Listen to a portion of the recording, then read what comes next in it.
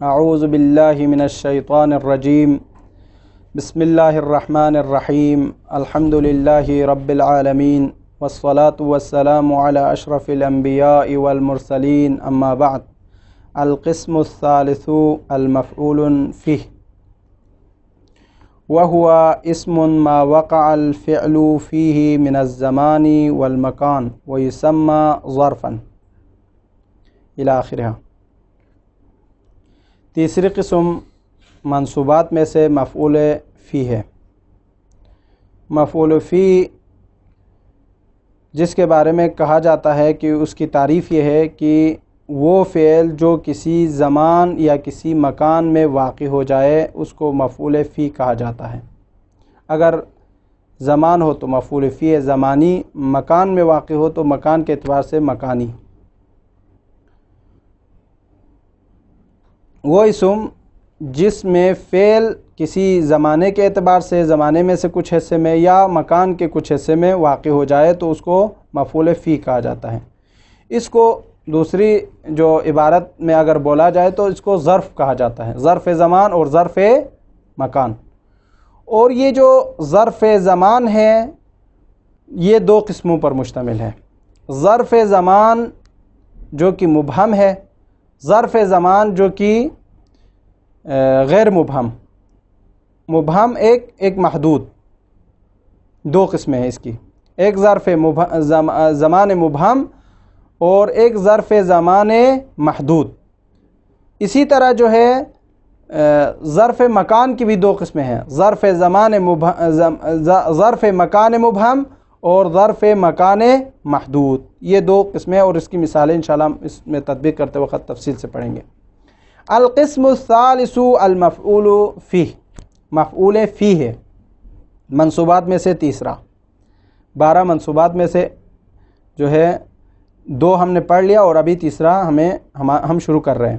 وہ ہوا یہ مفعول فی اسم ہے ما وقع الفعل جس میں فعل واقع ہوتا ہے فیہ من الزمان، زمان میں سے، والمکان مکان میں سے جو حصہ اس میں فعل واقع ہو اسے مفعول فی کہا جاتا ہے۔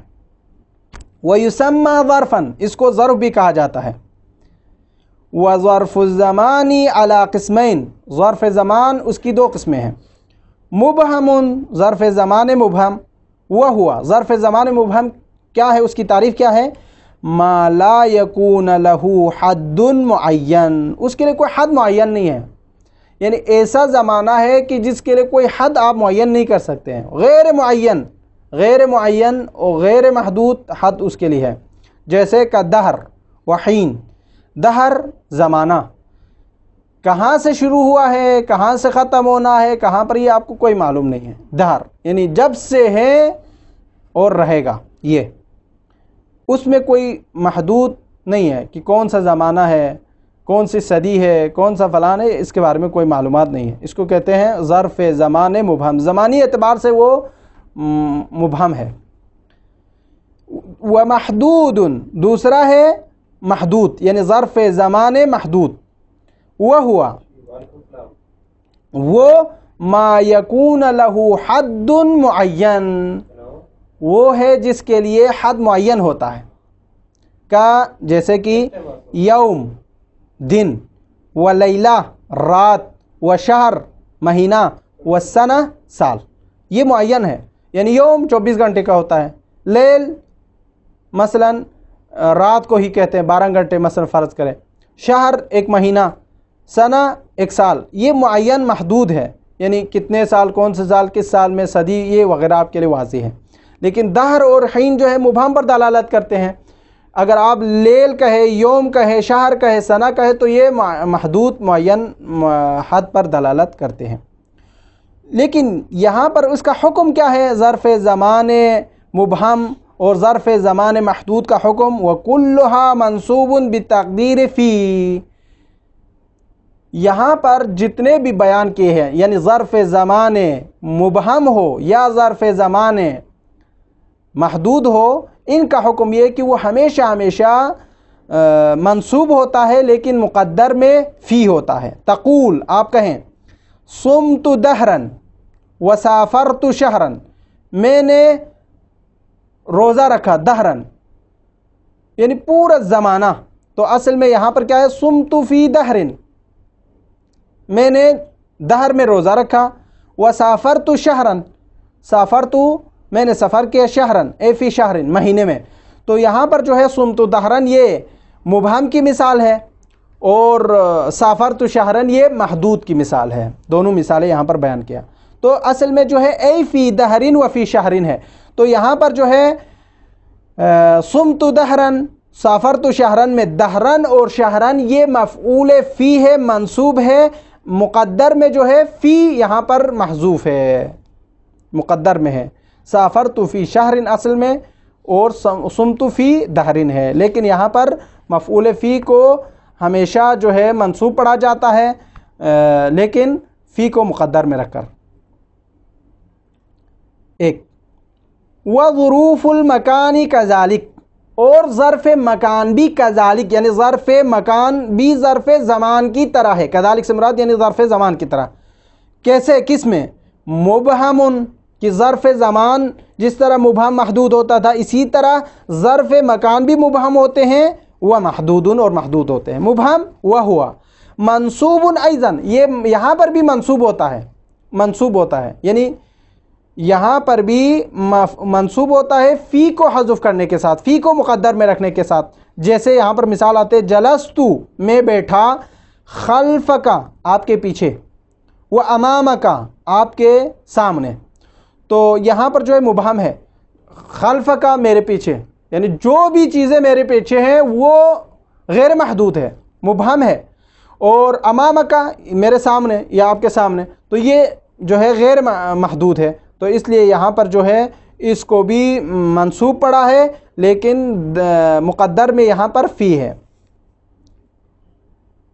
وَمَحْدُودٌ، اور لیکن یہ جو ظرف مکان ہے وہ محدود ہے، محدود بھی ہے، جس طرح ظرف زمان کے لیے محدود اور مبہم تھا، ظرف مکان کے لیے مبہم ہے جو کہ منصوب پڑھنا ہے، وہ محدود، اور ظرف مکان محدود بھی ہے، وہ ہوا اس کی تعریف، اس کا حکم یعنی وہ ہوا یعنی محدود کا حکم، ظرف مکان محدود کا حکم، ما لا یکون منصوبا، اس کا منصوب نہ ہونا ہے بتقدیر فی، وہ فی کو مقدر میں رکھے منصوب نہیں ہوتا، بلکہ لابد من ذکر فی کو مقدر میں نہیں رکھنا ہوتا ہے بلکہ فی کو مذکور کرنا پڑتے ہیں، اس لیے اس کو الگ بیان کیا۔ دیکھو یعنی ظرف زمان میں آپ کو بیان کیا گیا کہ چاہے مبہم ہو چاہے محدود ہو، دونوں میں فی کو مقدر میں رکھ کر فعل مفعول کو نصب دیا جاتا ہے، لیکن یہاں پر جو ہے مبہم میں منصوب ہوتا ہے، محدود میں فی کو ظاہر کیا جاتا ہے اور منصوب بھی نہیں ہوتا، جیسے فی نحو جلست فی الداری میں بیٹھا، فی الداری گھر میں، وفی السوق بازار میں، وفی المسجد مسجد میں، تو یہاں پر سب میں فی الداری محدود ہے گھر، وفی السوق بازار محدود ہے، وفی المسجد مسجد ہے جو کہ محدود ہے، تو یہاں پر جو ہے فی الداری میں دار جو ہے ظرف مکان محدود ہے اور یہاں پر فی ظاہر ہے اور مجرور ہے، یہاں پر فی السوقی میں ظرف مکان محدود ہے، مسجد ظرف مکان محدود ہے، ان سب میں جو ہے یہ منصوب نہیں ہے اور فی بھی مقدر میں نہیں ہے، فی ظاہر ہے یہاں پر، جیسا کہ ابھی بیان کیا، اور یہ مکمل جو ہے ختم ہو گئے مفعول فی کے حوالے سے۔ آگے شروع کر رہا ہے مصنف، القسم الرابع المفعول لہ، قسم رابع یعنی منصوبات میں سے جو کہ چوتھی قسم ہے وہ مفعول لہ ہے۔ اب یہاں پر سوال کرتے ہیں مفعول لہ کسے کہتے ہیں؟ فرماتے ہیں ہر وہ اسم جس کے لیے فعل واقع ہو جائے، ہر وہ اسم جس کی بنا پر، جس کے لیے، جس کی وجہ سے فعل واقع ہو جائے اس کو مفعول لہ سے تعبیر کیا جاتا ہے، اور وہ فعل، وہ اسم جو ہے وہ فعل جو کہ اس سے پہلے والے اسم جو ہے وہاں پر واقع ہوتے ہیں، اور یہ جو مفعول لہ ہے وہ منصوب ہوتا ہے، اس کا حکم یہ کہ وہ منصوب ہوتا ہے لیکن تقدیر میں لام ہوتا ہے. جیسے یہاں پر مثال دے رہے ہیں ضربتہ تأدیباً. ضربتہ تأدیباً میں آپ یہاں پر یوں کہہ سکتے ہیں کہ ضربتہ میں نے اس پر مارا. کیوں مارا؟ للتأدیب، ادب کے لیے، احترام کے لیے، ادب سکھانے کے لیے، اس لیے. تو یہاں پر یہ اس کی تعریف ہو گئی. اور اس کے بعد جو ہے ایک اور مثال دیتے ہیں. زجاج کے نزدیک یہ جو ہے مفعول لہ جو ہے مصدر ہوتا ہے، منصوب نہیں ہوتا. اس کے بارے میں اور بھی ایک نظریہ بیان کر کے ختم کیا ہے، تو ہم اس کو تطبیق کریں گے پھر دیکھیں گے. القسم الرابع، چوتھی قسم، المفعول لہ، مفعول لہ ہے. وہوا، یہ مفعول لہ اسم ہے. دیکھو اب جب آپ کہیں کہ یہ اسم ہے تو اس کا مطلب یہ ہے یہ اسم جنس ہے. وہ اسم ما، جب یہ کہیں آپ اسم ما تو یہ جنس ہے. لِأَجْلِهِ يَقَعُ الْفِعْلِ الْمَذْكُورِ قَبْلَهُ، تو سارے مفاعل کو اس کے اندر داخل کر رہے ہیں. اسم ما کہے تو ما اس میں جنس ہے جس میں سارے مفعول آتے ہیں، پھر فصل آ کر اس کو خارج کرتے ہیں. ما لِأَجْلِهِ یہ فصل ہے. تعریف میں پہلا جو ہے اسم ما یہ جنس ہے ما، اور اس کے بعد جو ہے فصل جو ہے لِأَجْلِهِ ہے، فصل ہے. اس سے خارج ہو گئے سارے مفاعل. لِأَجْلِهِ يَقَعُ الْفِعْلُ الْمَذْكُورِ قَبْلَهُ، جس کے لیے فعل واقع ہوتا ہے قبلہ، المذکور قبلہ، جس کو پہلے ہم نے کہا ہے، جس کا ذکر کیا ہے. تو یعنی اس فعل کے کرنے کا مقصد اسی کے لیے ہے. جب اسی کے لیے تو باقی مفاعل میں ایسا نہیں تھا تو وہ سارے خارج ہو گئے. مفعول لاجلی کو واضح کر دیا یہاں پر. ینصب، شرط یہ کہ یہ جو مفعول لہ ہے وہ نصب دیں گے مفعول کو بتقدیر اللام، لام کو مقدر میں رکھ کر.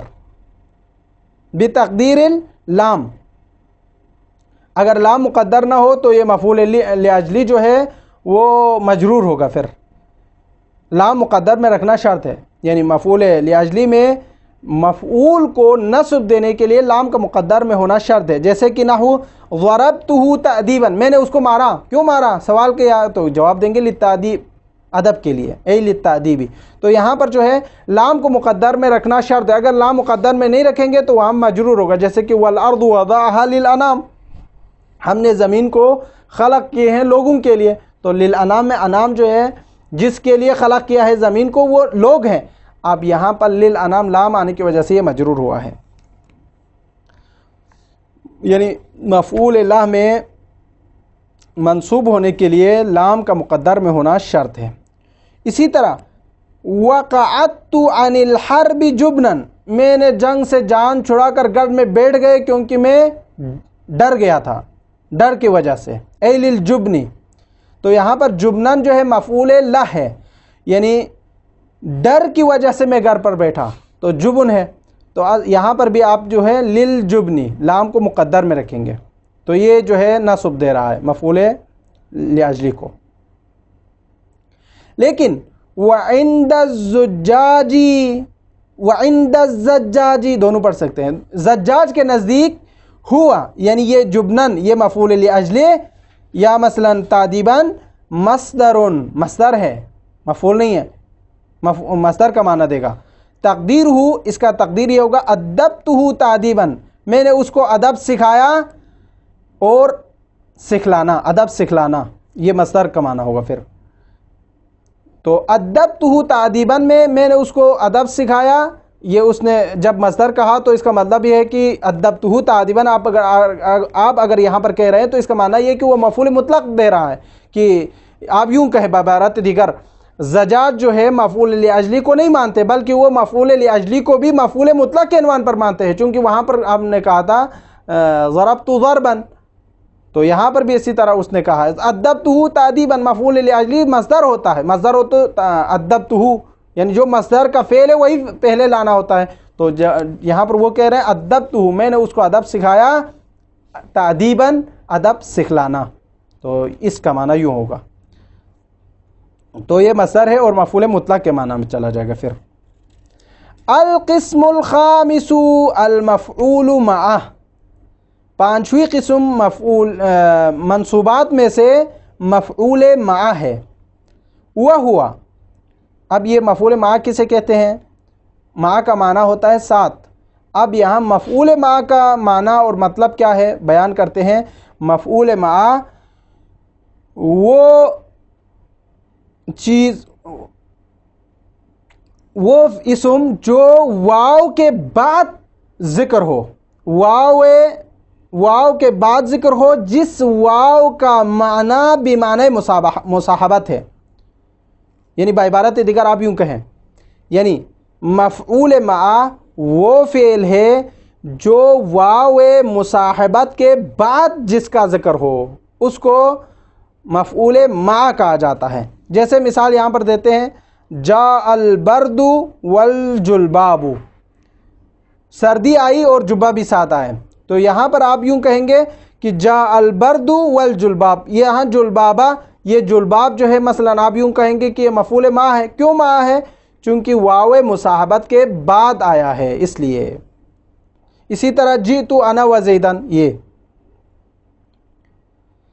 پھر آگے فرماتے ہیں اگر مفعول معہ میں اگر فعل لفظی ہو تو وہاں پر عطف کرنا جائز ہے.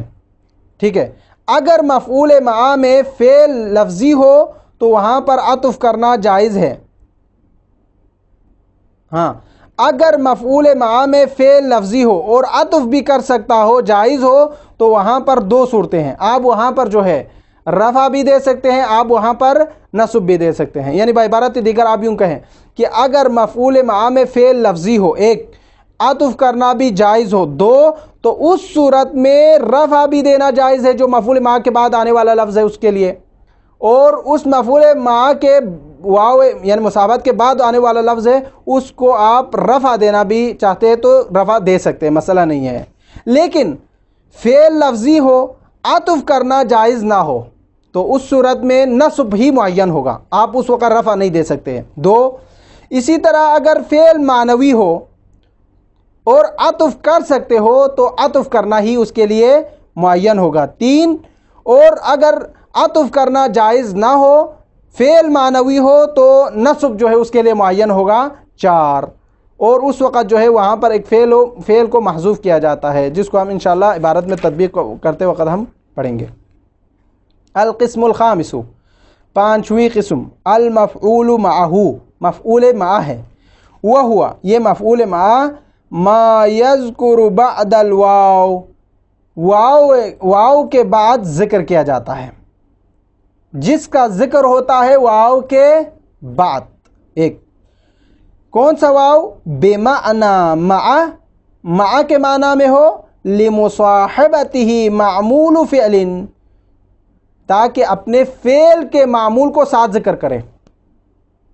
مصاحبت کا معنی یہی ہوتا ہے کہ ایک کو دوسرے کے ساتھ ذکر کرنا. تو یہاں پر واو کے بعد فعل کا ذکر ہو اور وہ جو ہے فعل اپنے عامل کے ساتھ ذکر کرنا مراد ہو، اس کو مفعول معہ کہا جاتا ہے. جیسے نحو جاء البرد، برد آیا، سردی آئی، والجلبابہ، تو ساتھ ساتھ کیا آ گئے؟ جبہ بھی آ گئے. تو یہاں پر جی جبہ قماش کپڑا جو ہم پہنتے ہیں. ٹھیک ہے، جاء البرد والجلباب، جبہ جسے کہا جاتا ہے، یعنی جو عرب والے پہنتے ہیں، لمبے جو قمیص ہوتے ہیں لمبے قسم کے، وہ مراد ہے. یہاں جبہ سے مراد یا یہ ہے، یا مراد جو ہے دوسرے الفاظ میں اگر کہیں تو وہ کوٹ وغیرہ مراد ہے، جس کو قمصلہ کہا جاتا ہے عربی میں. قمصلہ بھی کہا جاتا ہے، کوٹ. جلباب جو ہے جبے کو کہا جاتا ہے عام طور پر.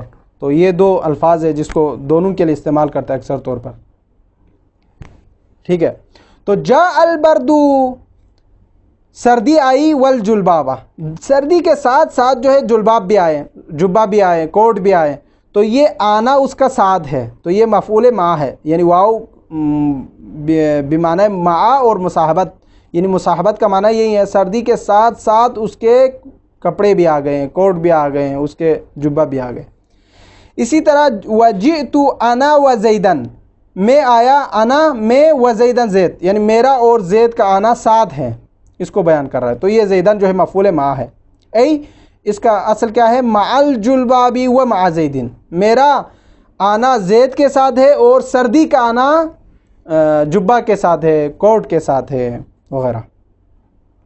ایک یہ جو ہے مفعول مع کی تعریف اور اس کی مثالیں یہاں سے ختم ہو گئی ہے. ٹھیک ہے، پھر آگے اس کے احکام جو ہے، اس کے اقسام جو ہے تھوڑا بیان کر رہے ہیں اعراب کے لحاظ سے. فَإِن كَانَ الْفِعْلُ لَفْظًا، اگر مفعول مع میں فعل لفظی ہو ایک، وَجَازَ الْعَطْفُ اور وہ فعل کا عطف کرنا جائز ہو، تو یجوز فیہ اس مفعول مع میں جائز ہے الوجہان، دو چیزیں. یعنی اگر فعل لفظی ہو اور عطف بھی فعل پر جائز ہو، دو صورتیں، تو اس وقت مفعول مع میں آپ اس مفعول مع کو آپ رفع بھی پڑھ سکتے ہیں، آپ اس کو نصب کے ساتھ بھی پڑھ سکتے ہیں. جیسے ابھی مثال آ رہے ہیں، نحو جئت انا و زید، جئت میں آیا، انا میں، و زید زید. تو دیکھو یہاں پر رفع کے ساتھ پڑھا ہے، مرفوع ہے. کیوں؟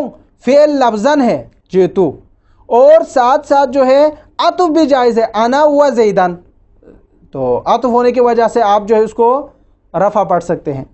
و زیدن، انا و زیدن، و زیدن بھی آپ پڑھ سکتے ہیں مفعول مع کے عنوان پر جو کہ منصوب ہوتا ہے. ایک یہ مرفوع اور منصوب دونوں پڑھنے کی صورت اس لیے ہے چونکہ فعل لفظاً ہے اور عطف کرنا جائز اس صورت میں ہے. وَإِن لَمْ يَجُزِ الْعَطْفُ، ہاں اگر فعل لفظاً ہو، ٹھیک ہے لفظاً ہے، لیکن وَإِن لَمْ يَجُزِ الْعَطْفُ، عطف کرنا جائز نہیں ہوتا، جیسے تعین النصب، تو وہاں پر نصب پڑھنا جائز ہے، رفع نہیں پڑھ سکتے. جیسے نحو جئت و زیدن، جئت میں آیا، و زیدن اور زید آیا، تو یہاں پر جو ہے عطف جائز نہیں تھا فعل پر، اس لیے منصوب پڑھا گیا ہے جو کہ مفعول مع ہے. وَإِن كَانَ الْفِعْلُ مَعْنًا، اگر فعل معنن ہو، معنوی ہو، وَجَازَ الْعَطْفُ لیکن عطف کر سکتا ہے، تو تعین العطف اس وقت عطف کرنا لازم ہے.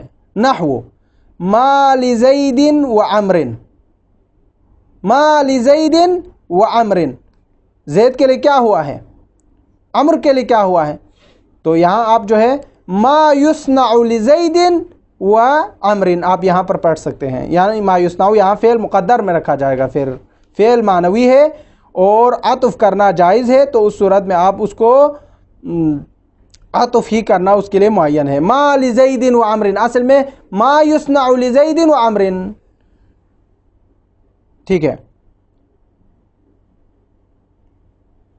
وَإِن لَمْ يَجُزِ الْعَطْفُ، لیکن اگر عطف کرنا جائز نہ ہو، فعل معنوی ہو اور عطف کرنا جائز نہ ہو، تو تعین النصب اس وقت نصب دینا معین ہوگا. نحو ما لک و زیدن وما شأنک و عمرن، یعنی اصل میں کیا ہے، ما تصنع زیدن وما تصنع عمرن، یعنی وما تصنع عمرن.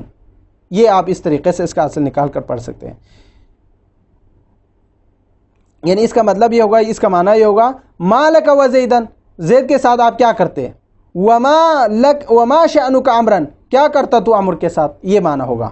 یعنی جو واو معیت کے ساتھ ہونے کی وجہ سے عطف کرنا جائز نہیں ہے، لیکن فعل معنوی ہے، تو اس وقت جو ہے آپ نصب کے ساتھ پڑھیں. جیسے ما تصنع زیدن، ما لک و زیدن میں، ما شأنک و عمرن میں، ما تصنع و شأن و عمرن وما شأنک عمرن، یعنی ما تصنع و عمرن آپ یوں پڑھیں. لأن المعنی، یہاں پر جو معنی ہوگا ما تصنع ہوگا، ما تصنع جو کہ فعل مقدر ہے، یہاں پر حذف کیا گیا ہے. ٹھیک ہے. تو یہ مفعول مع کے حوالے سے تھا، کبھی عطف کا جائز ہونا، کبھی نہ ہونا، کبھی فعل کا لفظاً ہونا، معناً ہونا، ان سب میں جو ہے اس کے اندر اختلاف پائے جاتے تھے، جس کا تذکرہ ہم نے تفصیل سے پڑھ لیا. وصلی اللہ علی سیدنا محمد و آل محمد. اللہم صلی علی محمد.